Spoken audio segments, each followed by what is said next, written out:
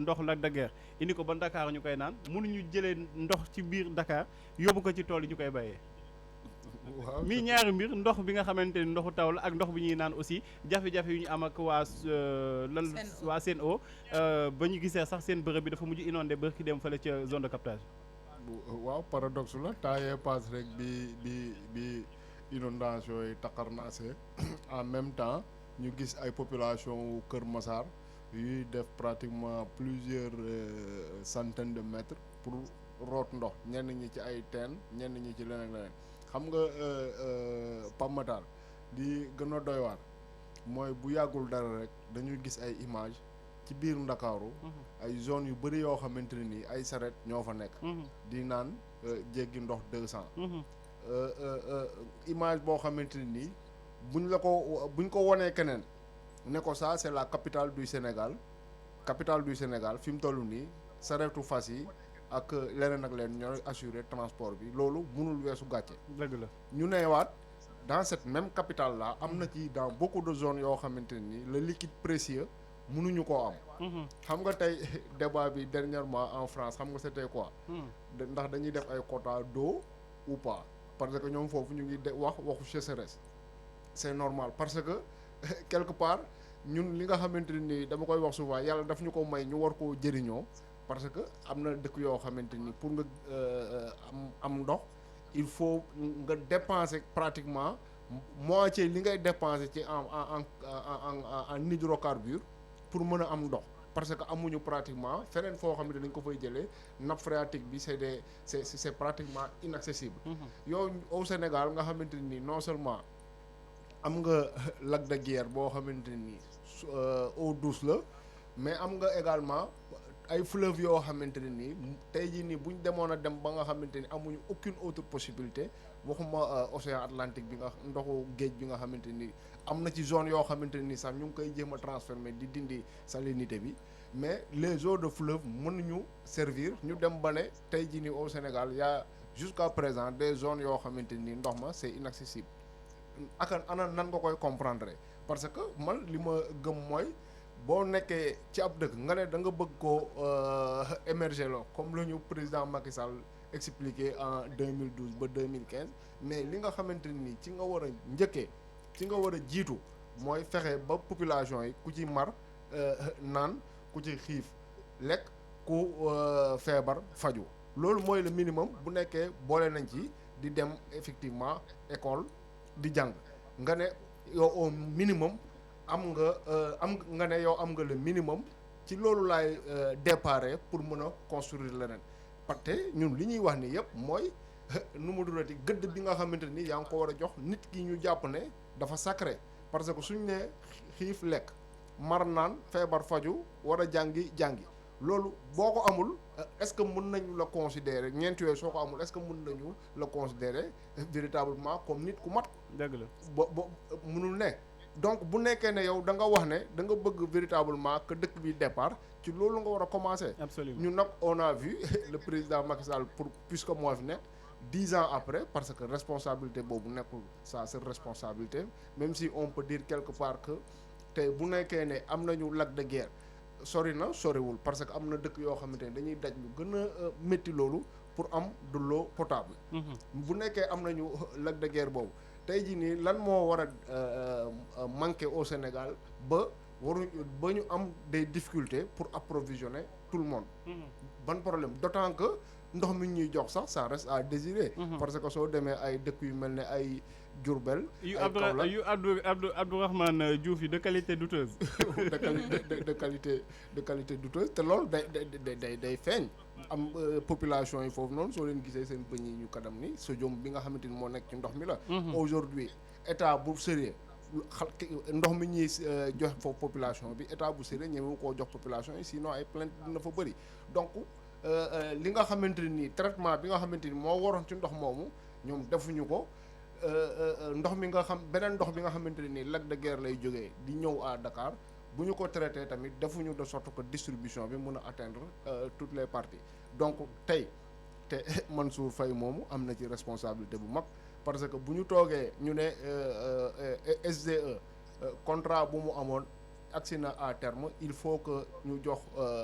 ñu jox ko beneen entreprise bu gérer ndox mi man déjà loolu sax dama si d'accordul parce que man ma philosophie mooy ndox souveraineté nationale la absolument il n'est pas question ñu koy dénk ab entreprise boo xamante ni bitim réew la nekk wala feneen wala un étranger ñëw ci ab dëkk di ko gérer man loolu je suis contre ça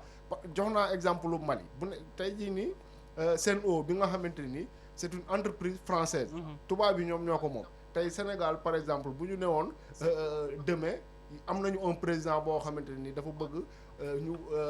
xoolaat les relations entre les deux États waxuma sax couper mais xoolaat les relations entre les deux États mais France mun nañu dem en quelque sorte vouloir saboter ne comme ni ñu defoon en Guinée ni ñu defoon Guinée en 58. jàpp ne ñoom bu ñu génnee seen loxo Guinée rek waaye nu mu tuddati l'autre là l'ancien président là non seen premier président bi. Sékou Touré. Sékou Touré waaw. ñu jàpp ne ñoom bu ñu fa génne bu ñu génnee seen loxo rek Sékou Touré du mën a gérer dëkk bi. yépp li nga xamante ni installé woon nañ ko foofu ñu commencé ko saboter léegi bu ñu demoon Sénégal ñu dem ba toll foofu nga xamante ni tey France ñoo ñuy gérer suñu ndox un autre président arrivé na ku bëgg a couper les relations qu'est-ce qui va arriver donc ces éventualités là fi ñu toll nii tey. ba ci mbirum terrorisme yi ñuy wax. mais bien sûr. te éventualité boobu tey jii nii ak nu mu durati considération géostratégique yi am ci monde bi kenn mënu ko écarter. tey jii nii boo demee en France ils s'inquiètent du sort que de la démocratie sénégalaise. nga dem ci dans certains milieux ñun ils te disent que il faut que ñu trouver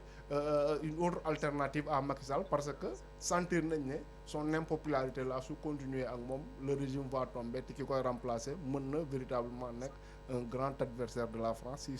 si moo mënul wax son ennemi. donc tout ça dafa nekk yoo xamante ay réalités yoo xamante ni yow ci 21e siècle bi ñu nekk mënuloo ci ñàkk a bàyyi xel.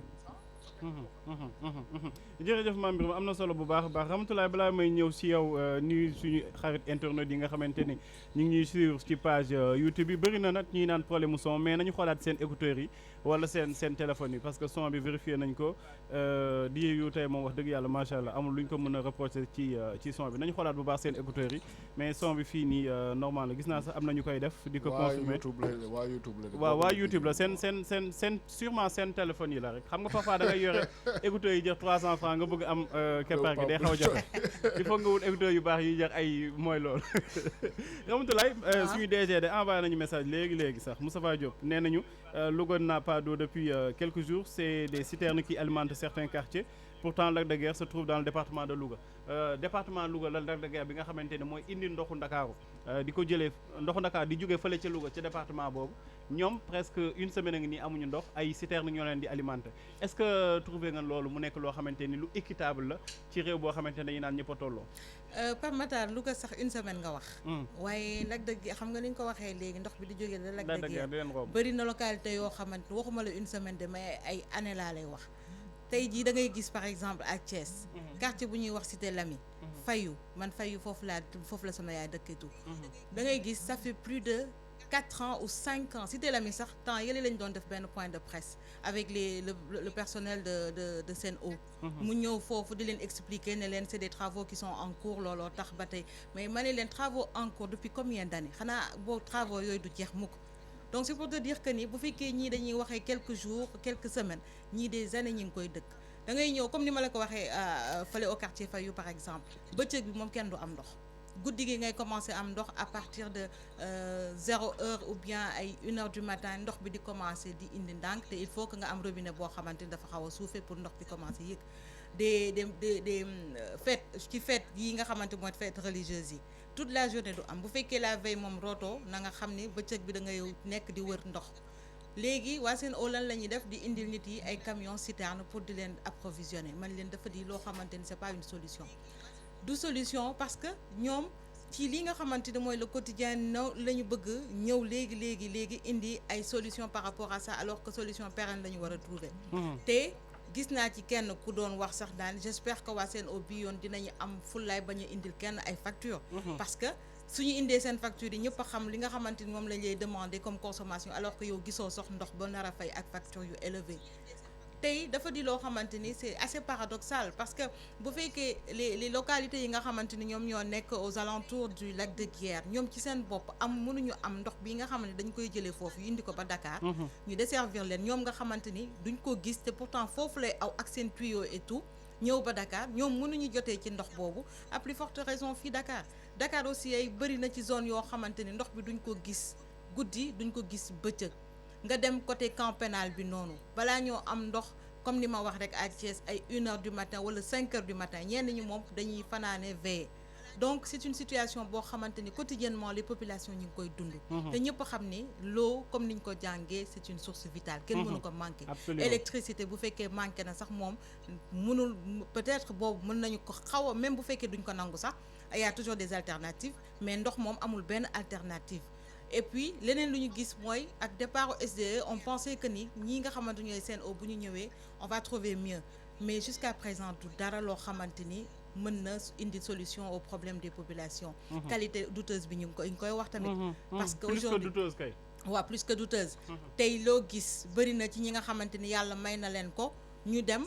ndox bi utiliser wuñ ko ci eau de source yi la ñuy dem pour di ut ay bouteilles di ci naan mais ñi nga xamante ni mënuñu jotee ci eau de source boobu nan la ñuy mujjee def avec tous les microbes que cela comporte da ngay gis ñoo xamante ni ci la ñuy fóot ñoo xamante ci la ñuy sangu ñoo xamante ni dañuy xaw a taaj ndox bi ba dépôt bi wàcc ci suuf ñu mën koo naan mais c'est des situations yoo xam ne on peut pas accepter également que nos gouvernants di continuer di xool li nga xamante moom la population bi di dund mu di une souffrance quotidienne moment boobu waa Sen'Eau seen facture et tout bu ñu la ko indilee ou bien même nga mën a am benn je dirais pas nan laa ko mën a tuddee sa nga am benn seen compteur yi défaut de compteur parfois bu fekkee défaut de compteur la pour que ñoom ñu déplacer wu ñu changer la ko sax di nga toog x mois doo leen gis et pourtant quand il s'agit de vraiment venir couper la ñëw daggal la ndox bi dañuy ñëw sans crier gare ñëw couper la ko avec des factures yoo xamante ni même facture kii de bon de coupure rek bu ñu la ko joxee ngay bëgg a dee assurément nga nar a fay beneen facture franchement c'est une situation boo xamante ni nag on peut pas toujours continuer à vivre de la sorte. war nañ ci xool. Mame Birame tey jii Louga moom jarul ñoo kaasal quoi. te xam nga au Sénégal comme on dit rek le cordonnier est le plus mal chaussé. dëgg la boo demee Richard Toll. fonde du saf suukar foofu. dëgg la te suukar si fa lay jóge Kirène fa mu nekk. waaw population yi duñ naan bu ñu maree. Rufisque soo fa demee fi soko si mu nekk bâtiment yu gën a màgget fa la ëppee. tabax bi bëriwul. waa Louga moom il faut ñu essayer commencer voter opposants yi quoi. te bàyyi Macky Sall. non depuis Senghor 5 années ñu ñëw voter pouvoir en place. ba pare di kaas ndox nañ essayé opposition bi xool ba xam. am na solo en tout cas état bi war na si jóg parce que mënuñu chaque 2 mois 3 mois toogaat fii di wax waxu SDE wala ay waxu ndox ni ñu koy waxee SDE voilà. SDE changé wul de Sen'Eau. waa benn la rek SDE ak Sen'Eau kay benn la rek. SDE moom moo ko jiite. Sen'Eau moom distribution bi kese lay gérer. alors mënuñu chaque fois di wax waxu ndox ci localité yu bëri ci Dakar dégg naa fii ci commentaire yi waa Fadia ñu ni ñoom 5 heures du matin nañu yeewu pour di root il paraît aussi que Fass toog nañu 4 jours ñoom aussi amuñu ndox nekk na ay problèmes yoo xamante ni wax dëgg yàlla war nañ si mën a jóg parce que aussi Sénégal buy toog di bàkkoo terre ak émergence yaakaar naa ne émergence bu jiitu wax ngeen ko te mu am solo mooy loo xamante ni dafa vital lekk mën na ñàkk tuuti waaye ndox moom mënu ñàkk parce que déjà ay jullit nañu bëri en tout cas ay religieux ñoo fi nekk te pour nga mën a pratiquer sa religion faw nga set te pour nga set foog nga am ndox boo xamante da nga koy utiliser di ci naan di ci fajaale say soxla Mame Birame sànq yaa ngi koy wax ci l'hôpital yooyu sax nañuy dem yaa ngi wax sànq ba tudd l'hôpital Dantec bu ñu koy wax nekkoon hôpital boo xamante dañ ko jàppe woon benn hôpital boo xamante ni mën nañu ni néew gi doole